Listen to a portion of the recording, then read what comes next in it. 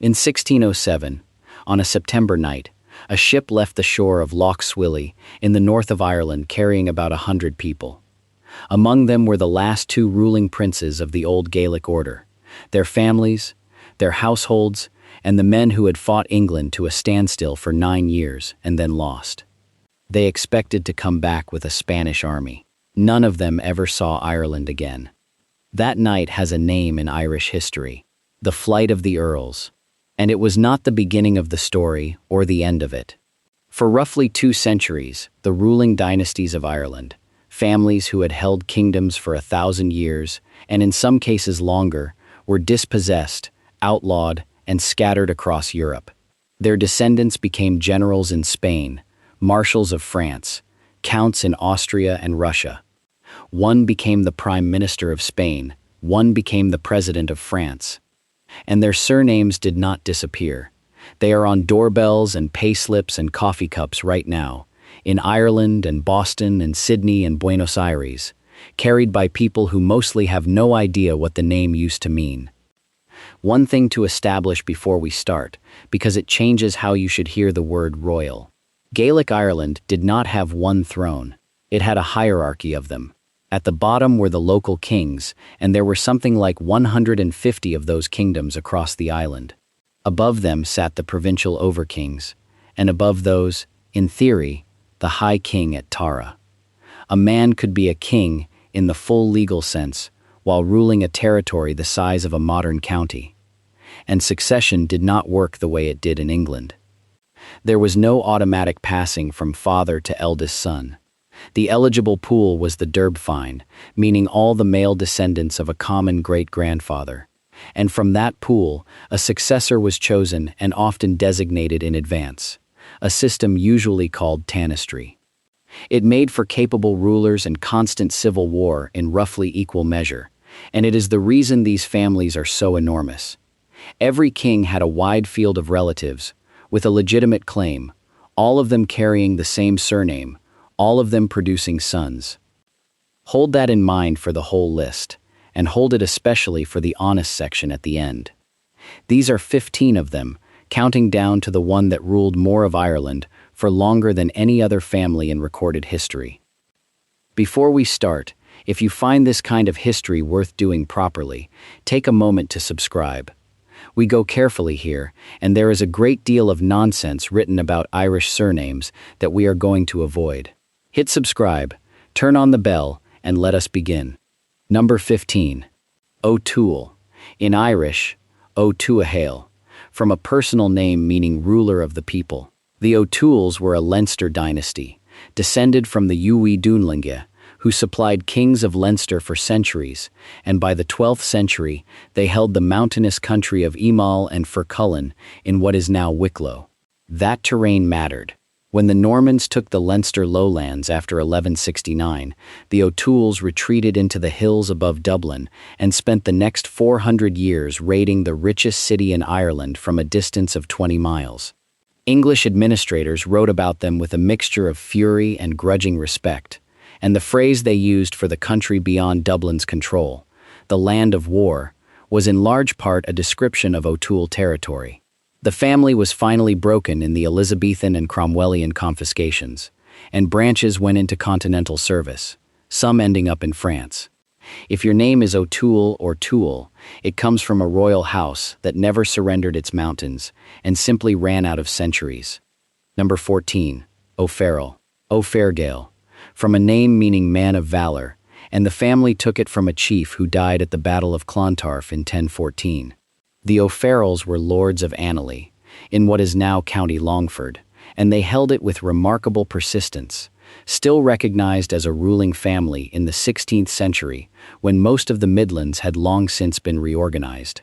Their territory was too central and too fertile to survive the plantations, and the family lost almost everything in the 17th century. What happened next is typical of this whole list.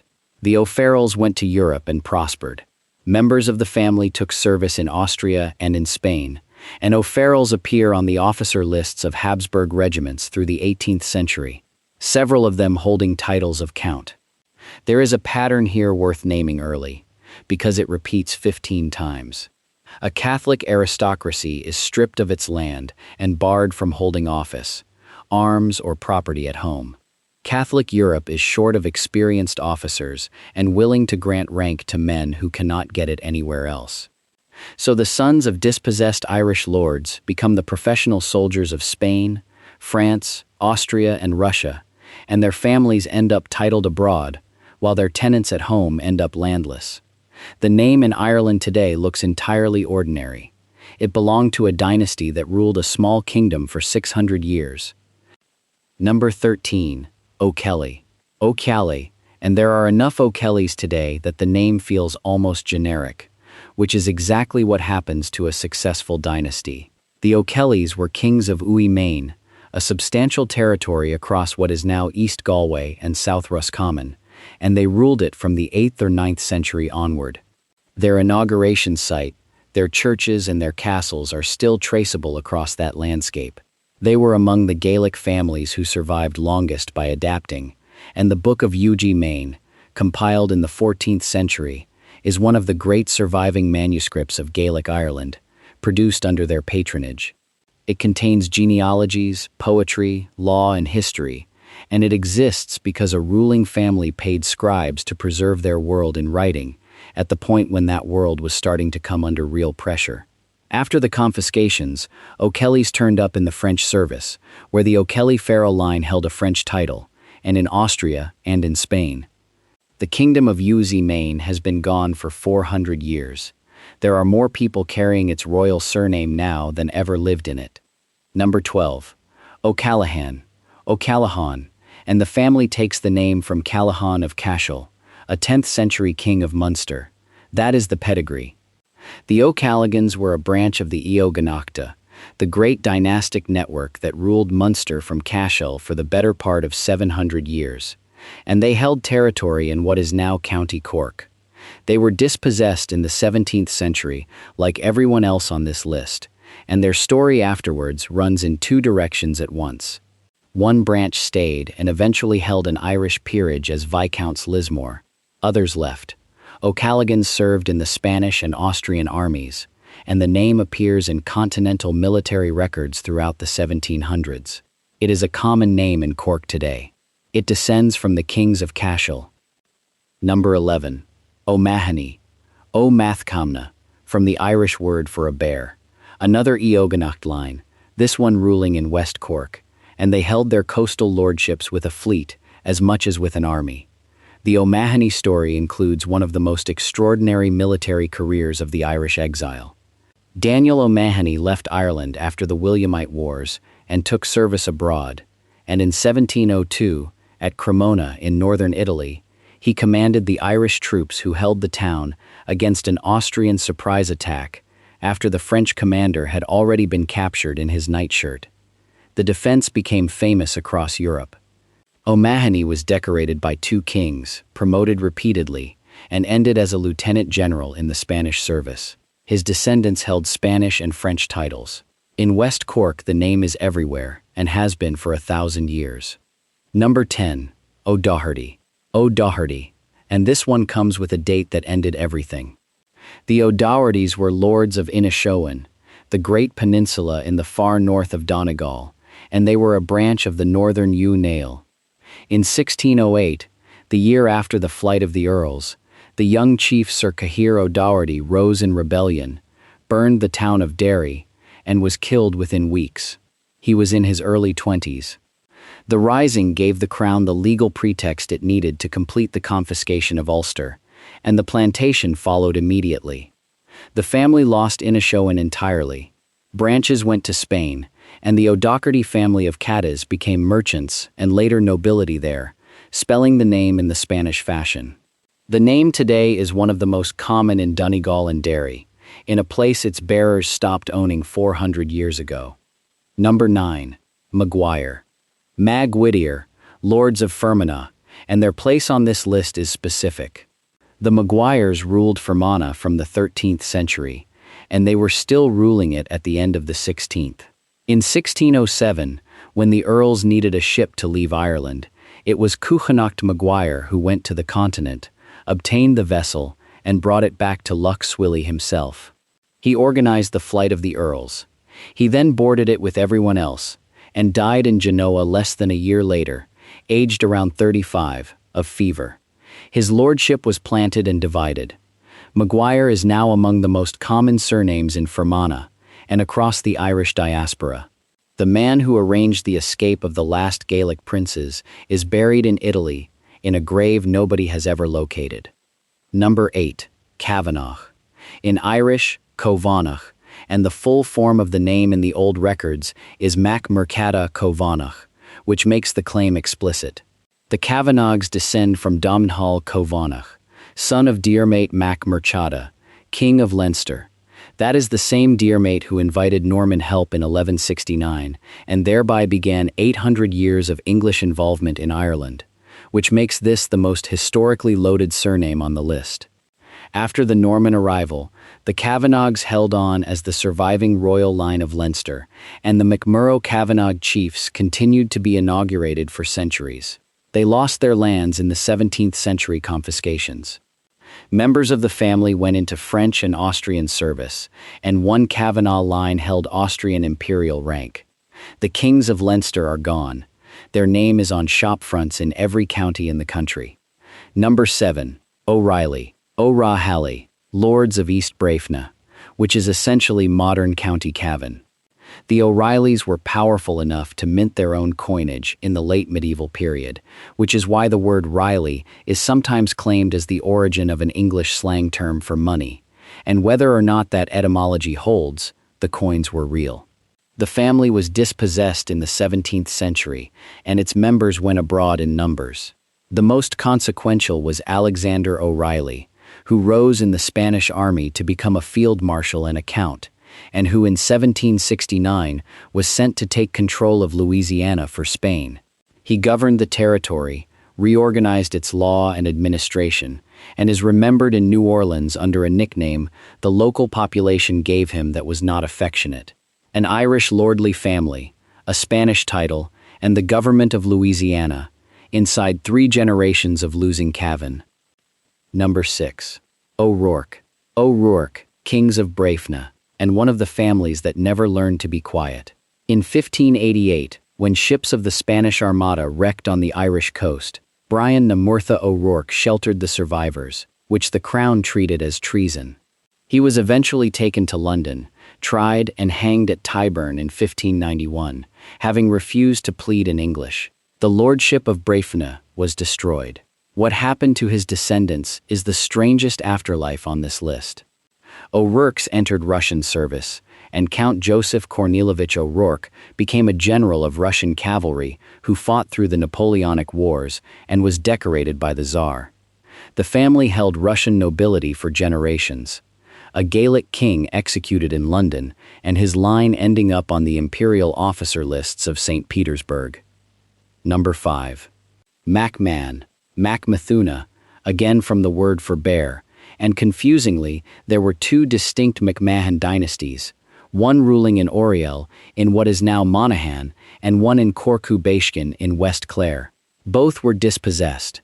Both sent people to France, and in the 1800s, one of those French descendants became something no other name on this list can match. Patrice de MacMahon, born in Burgundy to an Irish exile family, became a Marshal of France, was made Duke of Magenta after the Italian campaign of 1859, and in 1873 was elected President of the French Republic, a post he held for 6 years. The head of state of France was the direct descendant of an Irish royal house that had lost everything 2 centuries earlier. There is a boulevard named after him in Paris. Number 4. O'Sullivan. O'Sullivan, another Aegonacht line, Lords of Beara in the far southwest, and the story attached to this name is the one that should be filmed and never has been. After the Irish defeat at Kinsale, in the winter of 1602 and 1603, Donal Cam O'Sullivan Bear marched north from Cork with around 1,000 people, including women and children, through hostile country in freezing weather, harried the entire way. Roughly 35 arrived in Leitrim 2 weeks later. He escaped to Spain, where Philip III made him Count of Berehaven and gave him a pension, and in 1618 he was stabbed to death in a street in Madrid. The march is still walked as a marked trail. O'Sullivan is now one of the most common surnames in Ireland. Number 3. MacCarthy. MacCarthys, and this is the senior surviving line of the Eoganachta, the kings of Desmond, rulers of South Munster from Cashel, and later from Cork and Kerry. The MacCarthy Mór was a king in the fullest sense the Gaelic system recognized, and the family held its position later than almost any other, with branches at Muskerry, Duhallow, and Carbery. Their fall came with the Williamite Wars, and their most famous exile is Justin MacCarthy, Viscount Mount Cashel, who in 1690 led the first organized Irish brigade to France, in exchange for French troops sent to Ireland. That brigade began the tradition of Irish regiments in French service that lasted a century. Other MacCarthys became French nobility at Toulouse, and one assembled one of the finest private libraries in Europe. Blarney Castle was theirs. Number 2. O'Brien. O'Brien. And the name means exactly what you think it means.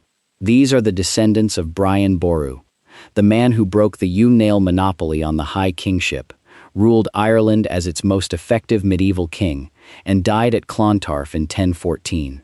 His descendants ruled Thomond, roughly modern Clare and Limerick, for 600 years afterwards. The family split under English pressure, one branch accepting an earldom and surviving as the Barons Inchiquin, who hold the recognized chiefly line to this day, while others went into exile and became something remarkable.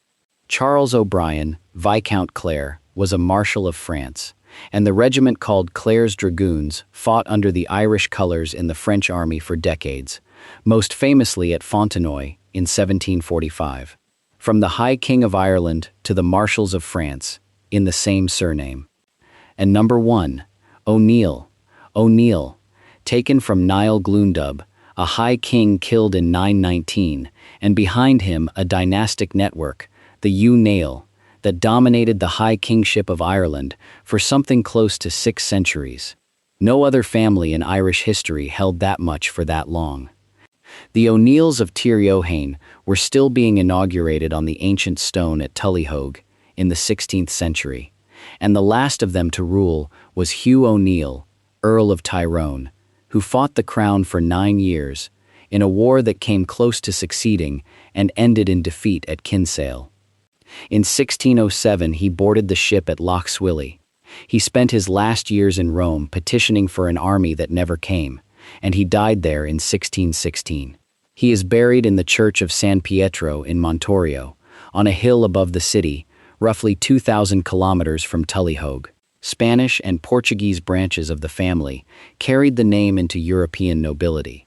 O'Neill is now among the most common surnames in Ireland, and one of the most common in the diaspora. Now, the honest part, because this subject attracts a great deal of invention, and you deserve the actual position. Carrying one of these surnames does not make you a descendant of a king. It is the single most misunderstood thing in Irish genealogy, and the reason is straightforward. These dynasties were successful, which means they were large.